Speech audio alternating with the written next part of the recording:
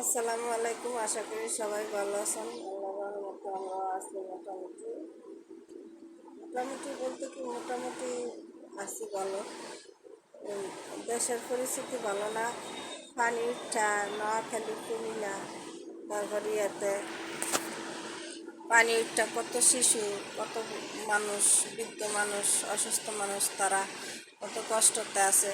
যে যেরকম পারেন সবাইকে হেল্প করেন। আমরাও চাইতেছি হেল্প করার জন্য, কি করা যায় দেখি।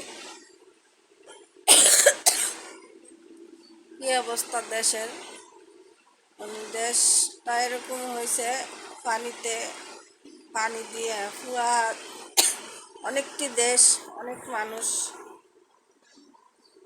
20-30 হাজার মানুষ পানি বন্দি হয়ে আছে, পানিতে কষ্ট করতেছে। কিছু মানুষ আশ্রয় কেন্দ্রে গেছে, আর কিছু মানুষ ইয়াতে আছে। সবাই দোয়া করবেন, আর সবাই যে যেরকম পারেন সবাই হেল্প করবেন, সবাই আগে যান মানুষটির কাছে।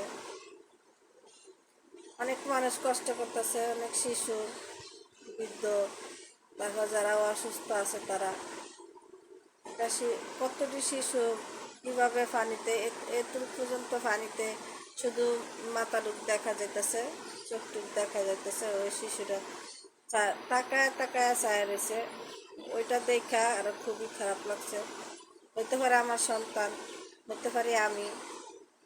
সেই জন্য আমার অনেক খারাপ লাগছে, অনেক খারাপ লাগছে। রাত্রে বাচ্চাটি কত কষ্ট করতেছে, বাচ্চা, বড় মানুষ, ছোট মানুষ, সবাই একসাথে অনেক কষ্ট করতেছে এই পানিতে। আর একবার ওই যে সিলেটের পানি উঠছিল, ওরকম সিলেটের মতন আবার এই নোয়াখালী, কুমিল্লা, তারপরে ফেনী, জায়গায় জায়গায় পানি দিয়ে একদম তলায় গেছে, অনেক তলায় গেছে, পানিতে অনেক তলায় গেছে। সবাই দোয়া করবেন, আর সবার যার কাছে আগে যাবেন। সবাই ভালো থাকবেন, সুস্থ থাকবেন, আমাদের জন্য দোয়া করবেন। আজকের মতন বিদায় নিলাম। দেখা হবে পরবর্তী একটা নতুন ভিডিওর সাথে। আসসালামু আলাইকুম, আল্লাহ হাফেজ।